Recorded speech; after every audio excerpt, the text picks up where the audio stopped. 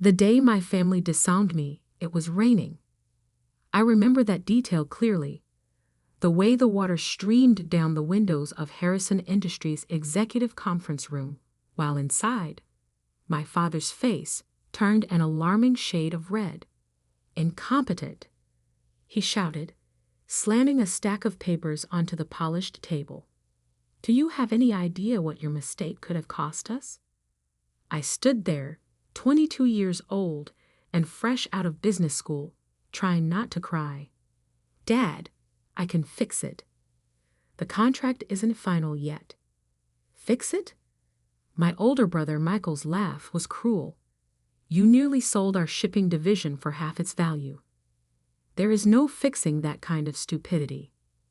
The mistake they were talking about was a draft contract I'd prepared for the sale of Harrison Maritime, one of our smaller divisions.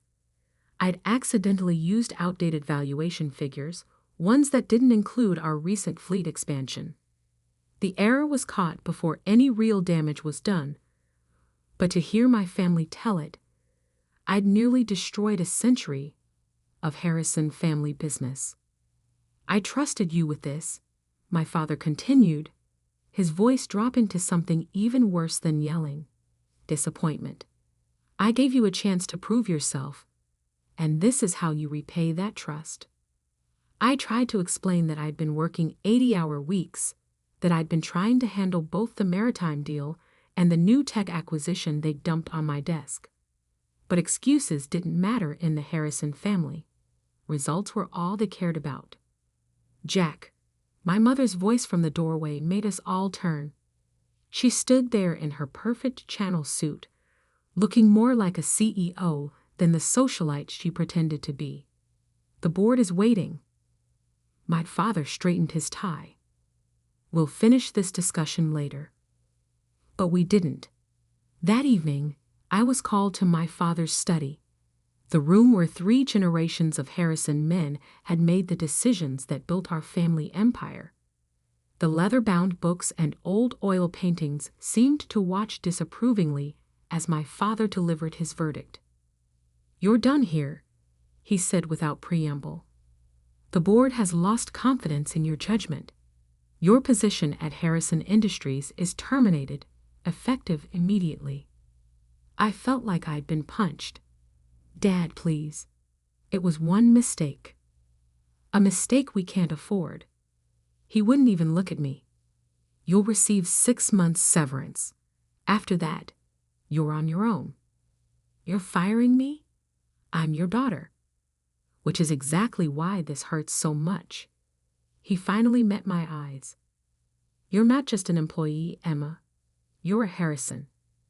We trusted you to live up to that name, and you failed."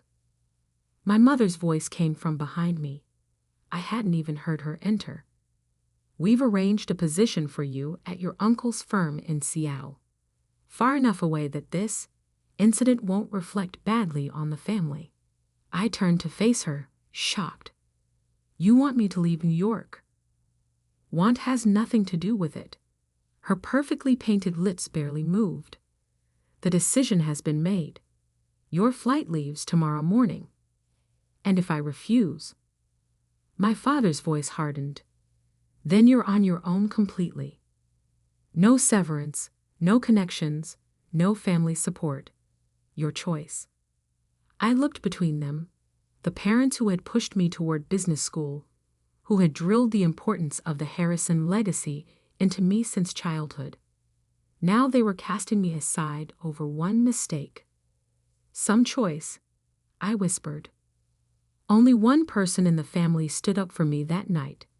My grandfather, Thomas Harrison Teal, the man who had turned our regional shipping company into a global corporate empire. He stormed into my father's study just as I was leaving, his weathered face dark with anger. "Jack, you fool," he growled at my father. "You have no idea what you're throwing away." But my father stood firm. "Dad, the board has already—" "The board?" Grandpa's laugh was bitter. "You mean those yes-men you surrounded yourself with? The ones who forgot what built this company in the first place. I had never seen my grandfather so angry. He turned to me, his expression softening. "Emma, dear, come stay with me. We'll sort this out." But I was already shaking my head. The humiliation was too fresh, the pain too raw. "No, Grandpa, they've made their choice." I left that night, ignoring my mother's carefully planned Seattle arrangement. The 6-month severance would be enough to start over somewhere, anywhere that wasn't under my family's shadow. What I didn't know then was that my grandfather had already set something in motion, something that wouldn't be revealed until 10 years later, when his will would turn the Harrison family upside down. That night, I checked into a hotel using my personal credit card, soon to be my only credit card, once my corporate accounts were frozen. I sat on the generic floral bedspread and opened my laptop, staring at the draft contract that had supposedly destroyed my future. Except, something wasn't right. I had worked on dozens of contracts during my brief time at Harrison Industries. I knew my own writing style, my own formatting preferences. This contract was different. Small things, spacing, font choices, even some of the language, were off. With trembling fingers, I pulled up the original file from my secured backup drive. The differences were subtle but unmistakable. Someone had altered my work before it reached the board. Someone had wanted me to fail. I thought about my brother Michael's smirk, the way he had been so quick to condemn my mistake, the way he had positioned himself as the only competent heir to the Harrison empire. My grandfather's voice echoed in my head, "You have no idea what you're throwing away." But maybe I did. Maybe I understood exactly what had happened, and why. I closed my laptop and walked to the window, watching the city lights blur through the rain. 10 years ago, my great-grandfather had passed control of Harrison Industries to my grandfather instead of his older brother, a decision that had shocked the business world. History, it seemed, had a way of repeating itself in our family. My phone buzzed. A text from my grandfather. "Nothing is what it seems, Emma. Watch. Wait. Learn." I took a deep breath, making a decision that would shape the next decade of my life. I would not run to Seattle. I would not fade quietly into obscurity. I would watch. I would wait. And most importantly, I would learn exactly how deep this betrayal went. What my family didn't know, what even my grandfather couldn't have predicted, was that their mistake was about to turn into their worst nightmare. Because the contract I had actually prepared, the one that had been altered without my knowledge, it contained a hidden clause, a small but crucial detail that would only become apparent years later. A detail that would give me control of Harrison Maritime's most valuable assets, right when the family needed them most. I smiled at my reflection in the Rain Street window. They thought they were teaching me a lesson about failure. Instead, they were about to learn one about underestimating the wrong person. My grandfather's next text arrived just as I was falling asleep. "Remember, dear, in business, as in chess, the queen is the most powerful piece on the board, even if some fools think she's just a pawn." I didn't understand his message then, but I would. Oh, how I would. 10 years is a long time to wait for revenge. But my grandfather taught me that patience was worth more than gold in the business world, and he was right. I spent the first year building my cover, a small consulting firm in Boston, far enough from New York to avoid family scrutiny, but close enough to keep tabs on Harrison Industries. My grandfather's cryptic messages continued, each one teaching me something new about our family empire. "Watch the shipping manifests for the Singapore route," he would text.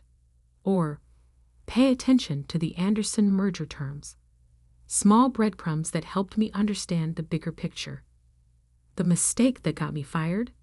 It wasn't just about the maritime division. That contract had been a test. One designed to show the board that I wasn't fit to lead. What my brother Michael hadn't realized was that I had left my own test hidden in the fine print. Clause 23.4, subsection B, buried in the technical specifications. In the event of division restructuring or transfer of assets, original signatory maintains first right of refusal on all Pacific Rim shipping routes and associated infrastructure. A clause that would mean nothing for years, until Harrison Industries decided to restructure their entire shipping operation, which, according to my grandfather's intelligence, was exactly what they were planning. I built my new life carefully, layer by layer. My consulting firm, Phoenix Maritime Solutions, specialized in shipping logistics and port management. We were small but efficient, earning a reputation for solving complex problems that bigger firms couldn't handle. My brother Michael, meanwhile, was living the life of the chosen heir. I watched from afar as he appeared in business magazines, accepting awards and making grand promises about Harrison Industries' future. Our parents beamed in every photo, the perfect corporate family. Only my grandfather seemed to see through the facade. "Your brother's latest acquisition is built on sand," he told me during one of our secret meetings, always in small cafes far from Manhattan. "He's leveraging the company's future on short-term gains." I nodded, stirring my coffee. The Asian expansion? Smoke and mirrors. Grandpa's eyes twinkled. He's using the maritime division's assets as collateral, thinking they're worth more than they are. Because he never understood the real value was in the routes, not the ships, I finished. Exactly. He reached into his briefcase. Now, about those route licenses coming up for renewal. We spent the next hour reviewing documents that would have made my father's blood pressure spike. My grandfather wasn't just keeping me informed. He was teaching me how to take back what was rightfully mine. The years passed. I grew Phoenix Maritime Solutions into a respected name in the industry, though I stayed carefully out of the spotlight. My employees were handpicked, loyal, and well compensated for their discretion. None of them knew about my connection to Harrison Industries. I dated occasionally, but never seriously. The last man I trusted with my real identity had run straight to my brother with the information. After that, I kept my personal life as carefully controlled as my business one. My parents sent obligatory Christmas cards to my Boston address, cards I never responded to. Each year, they included a note about how well Michael was doing, how the company was thriving under his leadership. I filed each card away in a folder labeled Motivation. Then, 3 years ago, everything started changing. The cracks in Michael's perfect facade began to show. First came the whispers about missed payments to major suppliers. Then rumors of delayed shipments and angry clients. Harrison Industries' stock price, while still strong, showed troubling fluctuations. "Your brother mortgaged the company's future," my grandfather explained during what would turn out to be our last meeting. "Now those bills are coming due." He looked tired that day, more so than usual. I should have recognized it as a warning sign. "The board is starting to ask questions," he continued. "About the maritime division especially. The restructuring plan. Will trigger my clause," I finished, "if they try to sell off or reorganize the shipping routes. You'll have first right of refusal." He smiled proudly. "The clause they never noticed, hidden in the contract they used to destroy you." 2 months later, my grandfather had a stroke. The doctors said it was quick, painless. The official announcement praised him as a titan of industry. the man who built Harrison Industries into a global power. I attended the funeral, of course, standing in the back of the church, watching my family play their roles of grieving heirs. Michael gave a touching eulogy about learning business at our grandfather's knee. I nearly laughed out loud at that. The only thing Michael had learned from Grandpa was how to take credit for other people's work. My parents saw me, but didn't approach. Maybe they were ashamed. More likely, they were worried I would cause a scene. I left before the reception, driving straight to my lawyer's office. "Your grandfather's will reading is scheduled for next week," she informed me. He was very specific about the timing. I nodded, unsurprised. Everything about my grandfather was specific and carefully planned. All major shareholders and family members are required to attend in person, she continued. No proxies allowed. Again, typical Grandpa. He would want everyone there to witness whatever he had planned. The next week passed in a blur of preparation. I reviewed every document, every contract, every piece of information my grandfather had shared over the past decade. Phoenix Maritime Solutions was positioned perfectly, cash reserves high, credit lines secure, relationships with key players solidified. The morning of the will reading, I dressed carefully in a charcoal gray suit that cost more than my entire wardrobe from my Harrison Industries days. My hair was elegantly styled, my makeup perfect. No one looking at me would see the scared 22-year-old who had fled in the rain 10 years ago. As I drove to the lawyer's office, my phone buzzed with an alert. Harrison Industries stock had dropped another 2 points in early trading. Rumors were swirling about their ability to meet next quarter's obligations. The timing, like everything else about this situation, was perfect. I parked my car and checked my reflection one last time. In my purse was a copy of the original maritime contract, the one with my hidden clause. In my briefcase were documents proving every mistake, every misstep, every bad decision my brother had made while playing corporate emperor. And in my head was 10 years' worth of knowledge about Harrison Industries operations, knowledge that was about to become very, very valuable. I stepped into the elevator, watching the floor numbers climb. My grandfather's last text message played in my mind.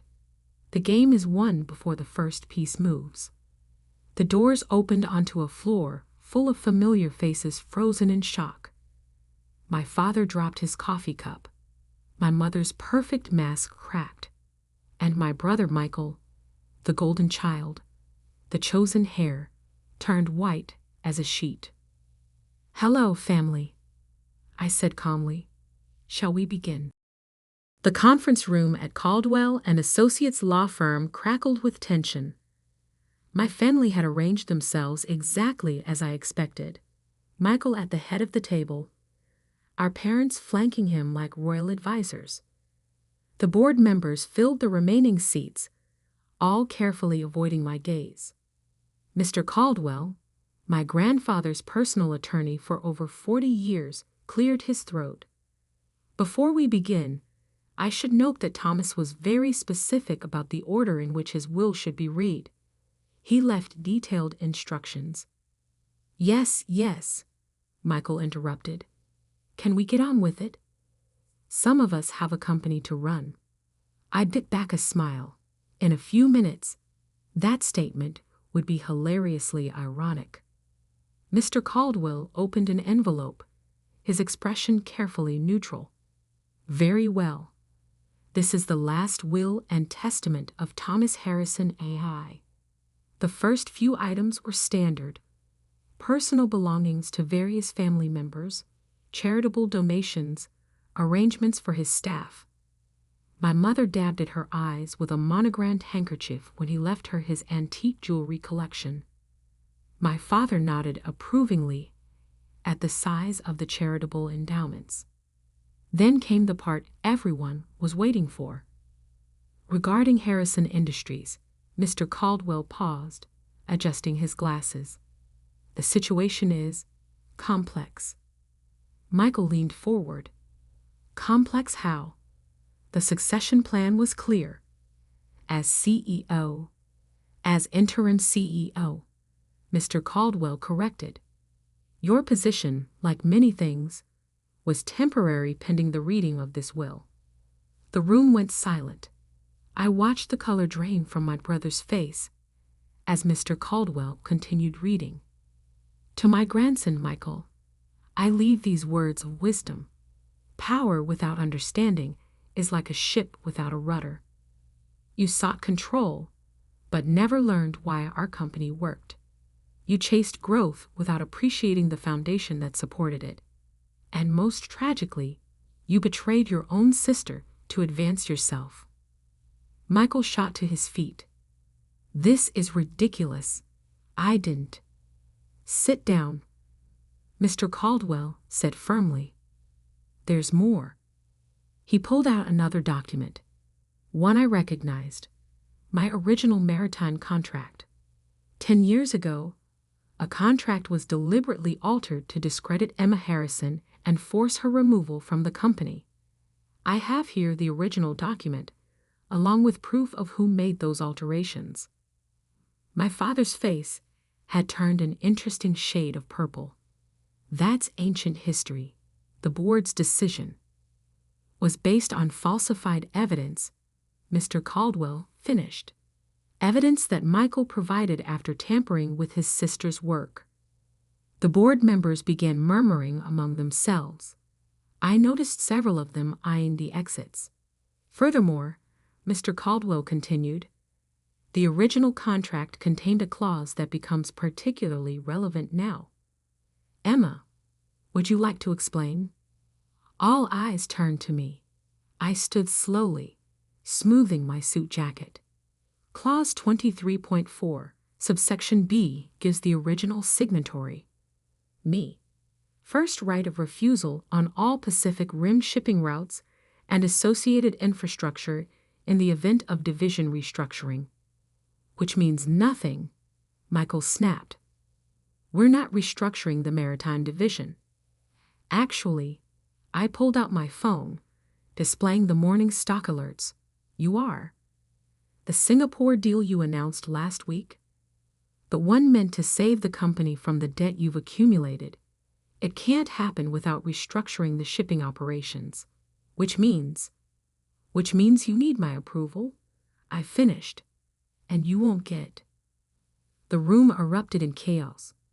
Board members were already on their phones, likely calling their lawyers. My mother had actual tears running down her face, ruining her perfect makeup. My father looked like he might have a stroke. Mr. Caldwell raised his voice over the din. There's more. From his briefcase, he produced a thick folder. Thomas Harrison's majority shareholding in Harrison Industries is hereby transferred in its entirety to his granddaughter, Emma Harrison. The silence that followed was deafening. Additionally, he continued, all voting rights associated with the family trust shares are to be exercised by Emma Harrison, effective immediately. Michael collapsed back into his chair. This can't be legal. Dad, do something. But our father was staring at another document Mr. Caldwell had placed on the table, a detailed report of Harrison Industries' finances under Michael's leadership. Your grandfather spent the last 10 years documenting every mistake, every poor decision, every instance of mismanagement. Mr. Caldwell explained. He worked closely with Emma to understand the true state of the company while you were all believing your own press releases. I stepped forward, placing my own folder on the table. Phoenix Maritime Solutions, my company, has spent years building relationships with the clients you've been neglecting. We've secured contracts you didn't even know were available. And now you own us, my father whispered. No, I corrected. I own what's mine. What should have been mine 10 years ago, before you chose to believe lies over truth? Mr. Caldwell cleared his throat. There's one final item. A letter Thomas wanted read aloud. He opened a sealed envelope and began reading. To my family. Power doesn't come from titles or boardroom theatrics. It comes from understanding. Understanding your business, your people, and most importantly, yourself. 10 years ago, you cast aside the one person who truly understood what made Harrison Industries work. You chose flash over substance, greed over growth, betrayal over loyalty. Emma didn't just survive your betrayal, she thrived despite it. While you were all watching Michael play CEO, she was learning every aspect of this industry. She built her own success while watching you destroy your inheritance. Consider this my final lesson in business. True leadership isn't about who can grab power fastest. It's about who can wield it wisely. Emma, the company is yours. Make it what it should have been all along. To the rest of you, learn from this if you can. With love and disappointment in equal measure, Thomas Harrison A.E. Michael was the first to break the silence. You planned this. All of it. You and Grandpa. No, I cut him off. You planned this the day you decided to forge documents to destroy my career. Grandpa and I just made sure you'd face the consequences. I turned to the board members. A car is waiting outside to take you to Phoenix Maritime's offices. My team will brief you on the restructuring plan we've developed. Those who wish to remain with the company will have the opportunity to prove their value. Those who don't, I smiled. Well, I hear my brother will be looking for work soon. You can't just walk in here and take over, my father protested weakly. Actually, that's exactly what I'm doing. I gathered my documents. The shareholders' meeting is in 1 hour. I suggest you all decide whose side you're on before then. I headed for the door, then paused. Oh, and Michael? Clear out your office by 5. I'm moving in tomorrow. The next few weeks were exactly what you'd expect when a decade of mismanagement comes to light. The press had a field day with the story.